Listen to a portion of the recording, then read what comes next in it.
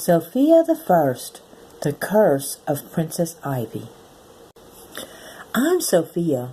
When I became a princess, my new dad, King Roland, gave me the amulet of Avalar. It gives me the power to talk to animals. Nobody's supposed to know about that, but one day, Amber overhears me talking to Clover. "You look like you understood what Clover was saying. What's going on?" Amber asks. Even though I'm not supposed to tell anyone about the amulet's power, I can't lie to Amber. So I tell her the truth. The amulet is magical. It even calls princesses when I need them. "That's amazing," says Amber. "Can I try it?" I say no nicely, but she seems kind of mad. Luckily, Amber doesn't stay angry for long. She even wants to have a sleepover in my room that night. I'm glad she isn't holding a grudge. We end up having a great time. But when I wake up the next morning, Amber is gone. And so is my amulet. Could Amber have taken it?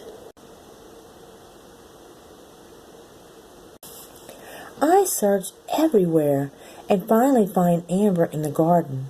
She's wearing my amulet. "I just wanted a turn," she says. Then she wishes for the amulet to bring her a princess. It starts to glow, and a princess appears. Amber is excited, but I'm confused. Usually, the amulet only sends princesses when I'm in trouble or need help. I tell Amber, "I don't recognize this princess. Who is she?" "I'm Princess Ivy," she says. "I'm here to take over your kingdom, and without your magic amulet, you can't stop me." Suddenly, one of her black and white butterflies grabs the amulet. "Give that back!" I cry.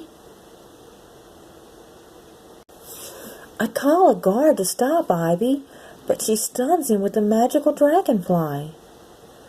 "Where am I?" he asks. "Oh no! Ivy's dragonfly took away his memory." "I'll be back for the crown after I destroy the amulets," Ivy says. "You can't destroy it," I cry. "Oh, I can and I will," she says, rushing off. "How was I supposed to know the amulet would summon an evil princess?" Amber asked. Then I remembered the rules of the amulet. "Which each deed performed, for better or worse, a power is granted, a blessing or curse." "You stole the amulet, so it must have cursed you by bringing Ivy here," I tell her. We need help, so we find Mr. Cedric. He says only the flame of Everburn the dragon can harm my amulet. "Everburn lives atop the blazing palisades. Nobody else knows of him except us." Then I hear a flutter. Oh no! One of Ivy's butterflies heard what Cedric said. We chase the butterfly, but we can't stop it from telling Ivy about Everburn. Once she knows, she flies off to find him, leaving her butterflies to turn Enchantia black and white. We have to stop her. "Maybe if we save the amulet, the curse will be broken," I say. We fly to the blazing palisades and land beside Ivy's coach. "Wait!" Amber says. "We have to climb all the way up there?" "Yes, Amber, we do," I tell her, leading the way up the steep trail. I hope we're not too late. Finally, we reach the caves near the top. We look for Everburn, but we don't see him. We don't see Ivy either, but I'm sure she's here somewhere. Suddenly, we hear a voice sing, "Hello!" 4 dragons step into view. They seem friendly, so I ask where we can find Everburn. We'd be happy to tell you, says one dragon, right after the show, adds another. We try to explain that we're in a hurry, but they've already starting to sing. The dragons finally finish their song and tell us where to go. But when we find Everburn's cave, Princess Ivy is already there, and Everburn is about to melt the amulet. In a flash, Cedric makes a flock of birds appear to distract Ivy. Amber grabs the amulet and tosses it to me, but that doesn't break the curse. Ivy is still here. She zaps Cedric with a dragonfly so he loses his memory. Then she comes after us. As we're running away, we fall into a deep pit. Luckily, Princess Ivy can't reach us, but we're still stuck. I'll be back for you the amulet after I take over your kingdom, Ivy says, and then she's gone.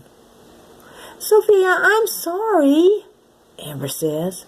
I haven't been a very good sister. This is all my fault. I can't stay mad at her. It's okay, I say. But how are we going to get out of here?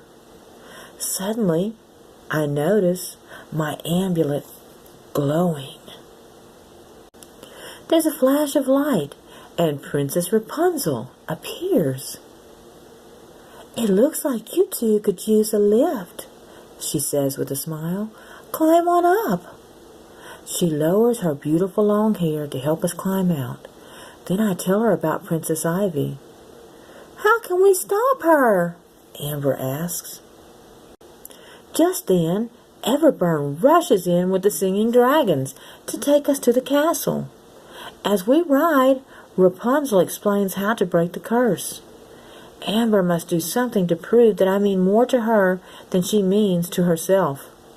We fly through a cloud, and when I look back, Rapunzel is gone. When we reach the castle, Ivy's coach is there, and everything is black and white. I hope we're not too late. Oh no! Princess Ivy already zapped our family with her dragonflies. Now she wants my amulet. She sends a dragonfly toward me, but before I know it, Amber jumps in front of it. Amber, I cry, are you okay? You should worry about yourself, Sophia, Ivy says, tossing another dragonfly at me. But it flickers and disappears. What? Exclaims Ivy. Why can't I? Her voice starts to fade, and then she does, too. Amber let herself get zapped to save me.